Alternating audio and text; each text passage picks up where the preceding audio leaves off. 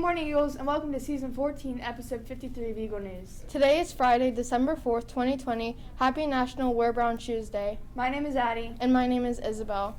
Hey, Eagles, the new Eagles News podcast poll will be posted today. Check out the new question and let us know what your vote will be. At this point, we don't know the question, so check it out. Flip the page. A contest sponsored by the Thurber House is now accepting entries. All accepted writers and artists receive a complimentary copy of the journal, and writers receive an invitation to read their work at the Columbus Arts Festival. You need to be at least 13 to enter. Questions? Just ask Miss Wolf. More about our holiday today. On this day, you should wear brown shoes. If you don't have any, it's your lucky day to go buy a pair. Did you know that the shoes Neil Armstrong wore when he made his first step on the moon were left behind? For our first video segment today, Faith and Sam tell us a little bit about the 8th grade DC trip.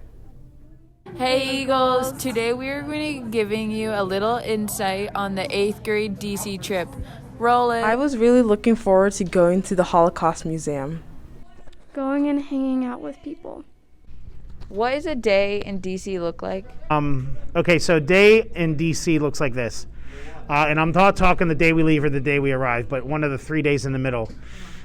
You get a wake-up call by the chaperone that's working overnight in your floor. So Prodigy has a guy working there overnight. They'll knock on your door at like 5:30 in the morning, say, wake up call, and you have to get up and answer that door. They will keep knocking until somebody from your room answers the door. Boys will eat first at like 6:15, 6:30 in the morning, depending on our schedule. Then the girls will come down like 40 minutes later. The boys will go back up to their room and get their stuff for the day. The girls will bring all their stuff down, eat breakfast, and wake up, and then go to the buses. So everybody goes to the buses at a certain time, and then you start your day. You don't come back to the hotel room again till we're done touring for the evening. In the middle of October, the 8th graders were supposed to have their Washington, D.C. trip. Unfortunately, that trip got canceled due to COVID-19. The 8th grade students were very unhappy about this and were looking forward to seeing some monuments and famous buildings. So if it was one of the Memorial Days, and we would have 7 buses, so buses 1 through 4 go one way, buses 5 through 6 and 7, they go another way, and I'm in charge of buses 5, 6, and 7. So like we would go to, like if you go to the Lincoln Memorial, you go to the Lincoln, the Korean, and the Vietnam Memorial. That's one stop. Then you might go to the Holocaust Museum, and then you might go to the, maybe you'll have your day at the museums on the mall, which is that big grass field that's between the Washington Monument and the Lincoln Memorial. You'll go to lunch then, usually at the mall. You'll go to lunch, you'll have an hour and a half for lunch. Then we'll do more touring, maybe another museum or another memorial or group of memorials. And then we'll go dinner, and then we'll go to a couple memorials in the evening that are lit up and at night, and it's really pretty. Straight to your rooms, close it up, and you're not allowed, like the kids aren't allowed to roam around the hotel. They stay in their room. And then your chaperone will check you in about a half an hour, 45 minutes later, and you are done for the night. And then we start it all over the next day. What I missed about DC was like seeing all the cool buildings and all the monuments. The food. I really wish we could all go to DC together. I'm Samantha. And I'm Faith. Reporting for Eagle News. Thanks, Sam and Faith. It's sad that we don't get to go to DC this year because of COVID. Yeah, I agree, Isabel. I was really looking forward to it. Now let's head over to the weather station with Josie. Thanks, Isabel. Today in Powell, Ohio, it'll be partly cloudy with a high of 41 degrees and a low of 29 degrees. It's a little chilly, and it's going to get colder as we move through December, so start wearing your coats. That's all for weather. Let's head back to the main newsroom with Addie and Isabel to see what the best thing Mr. Meadow found on the internet was. Check out what Mr. Meadow found out on the internet last night. It's a surprise to us, so roll it.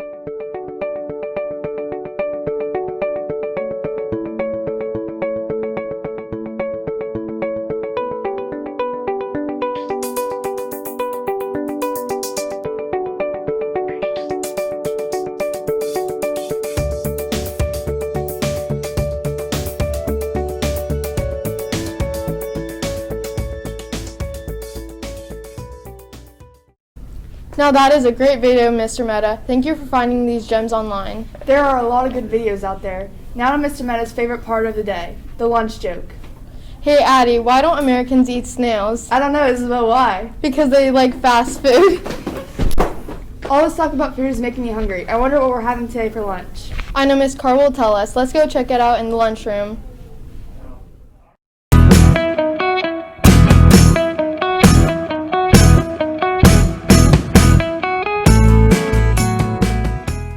Happy Friday, everybody. Today's menu is nachos with beef and queso. We have a chicken sandwich, and our pizza is Big Daddy's. Have a great weekend.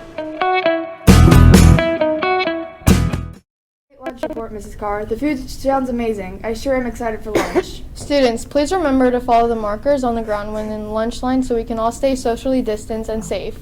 Now let's stand for the Pledge of Allegiance.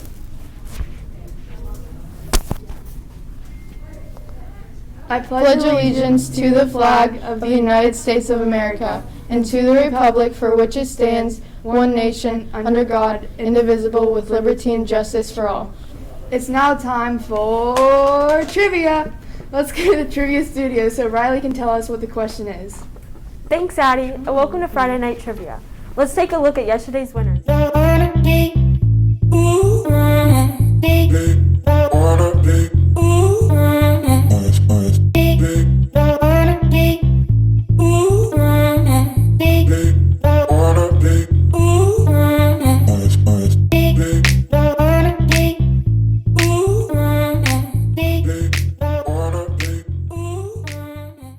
Today's question is,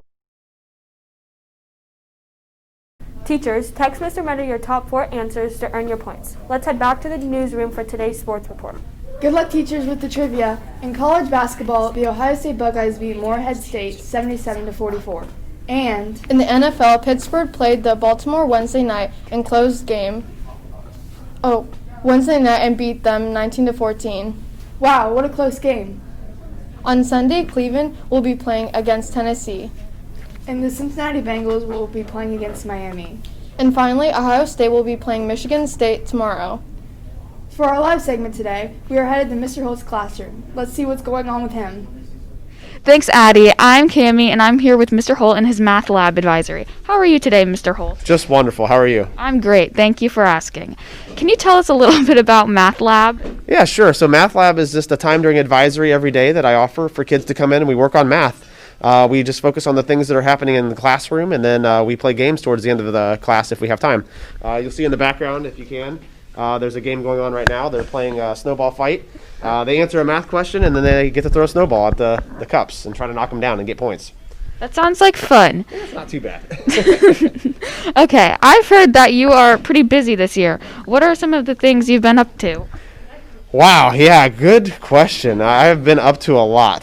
So typically I've been the cross country and track coach. This year I took on a different role. I was a golf coach, and I'm also the athletic director for the winter, and I'll be doing the athletic director position in the spring with Mr. Minardi as well. So I've been very busy, yes. Also teaching 7th grade math and starting math lab and all kinds of things. Wow. All right, it's time to play a game. We're going to play 5-second rule. I'll give you a question, and you will have 5 seconds to answer it.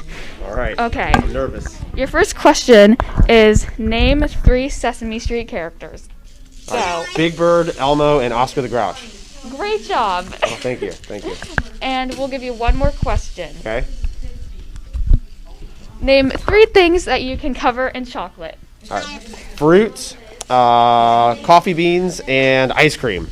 Awesome job. Thank you. Thank you. Thank you so much for having us today. It was great to see you all. Thank you. Now let's head back to the newsroom and wrap up the show. That report was great. Thank you, Mr. Holt. Now let's see what our final video segment will be today. For our final video segment, let's visit with Mrs. Vickers and Mrs. Damcheski as they introduce something new. Check out what they have to say. Good morning, Eagles. Each year, Hyatt students celebrate what we call the Hyatt's Way Day, where we recognize our 4 core values: service, kindness, diversity acceptance, and leadership through speakers and activities. This year has been unlike any other and has pushed us to change the way we teach, learn, and collaborate. So this year, we will be beginning what we call the Hyatt's Way series. Students will be given the opportunity to enjoy virtual speakers, engage in small group activities, and participate in rich discussion during their advisory period once a month, surrounding topics related to our core values. We continue to strive to find ways to learn alongside of each of you, and we look forward to watching you flourish as we present new opportunities for growing and learning. Hi, I'm Jessica Street-Vickers, and I want to share my story and why service is so important to me. My story is one of hope and love. In December of 2015, my family's world was turned upside down when my husband Keith was diagnosed with cancer at the age of 39. At one of our first appointments after he had his first surgery, we were told he was cancer-free. And then 2 short months later, we found out that his cancer was back and it was very serious. After finding out this information, I was in the waiting room and not doing very well. I was not the patient. I was not in physical pain, but it was a moment that I will never forget. A nurse came to me and asked me to come with her. I walked to a small room where she explained that even the loved ones need comfort and offered me a homemade blanket for comfort that day. It is amazing how this little gesture and blanket changed my day. These blankets are mainly for the cancer patients as they go through chemo, but as the nurse told me, everyone involved needed comfort and love. From that day on, that blanket went to every appointment, every chemo, every hospital stay. That one moment changed so much for Keith and me. That year, my family decided to make blankets for cancer patients and their families. We started small by making maybe 10 blankets. Then my wonderful 7th grade teachers helped me organize a huge blanket day, and we made over 100 blankets with our students with notes and for the cancer patients and for their families. A small moment of giving to me has turned into my family, my coworkers, and my friends making blankets every year to donate. Last year, my mom was diagnosed with breast cancer, and my students helped me make her own chemo blanket, as well as another one for a staff member here at Hyatt's. I was also able to donate over 50 blankets that they made to women receiving chemo alongside of my mom. We continue to pass on the joy we received. My mom and her friends have made blankets now. My family makes blankets every year. My church makes blankets. My students and colleagues make blankets. My friends make blankets, and hundreds of people have helped to make this happen by donating fleece every year. The number grows each year and how many are donated, and it cannot make my heart any happier. This story isn't about me. It's about love and joy that someone extended to me and the ripple effect it had to inspire so many to make more and more blankets. I will never forget the first letter my students got back from a patient that received a blanket at the exact moment they needed it. Wow is all I can say about that. It made us all so happy. Service is a small gesture we can all do and show love and gratitude for what we do have, small or big. It is about paying it forward. Small drops in a bucket make it overflow eventually. A blanket was a small drop in my family's bucket during our time of need, and my hope is that we can all be a small drop in someone's bucket to brighten their day. Thank you to our entire community for all their help during this holiday season. Let's work together to give a little bit back to the community. Let's do this, Hyatt's. Now let's head over to This Day in History studio for today's Day in History segment. Riley, take it away. On December 4th, 1783, future President George Washington, then commanding general of the Continental Army, summoned his military officers to Francis Tavern in New York City to inform them that he will be resigning his commission and returning to civilian life. Now let's head back to Addie and Isabel to wrap up today's newscast.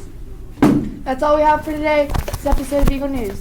We hope you enjoyed the broadcast. Keep tuning in for more episodes. Hopefully you all got some time to plan the snow on Tuesday. But before we go, we want to share with you our quote of the day. When you know a thing, maintain that you know it, and when you do not, acknowledge your ignorance. My name is Isabel. My name is Addie. My name is Riley. And my name is Josie. Have a wonderful day, Eagles. Bye! Leo.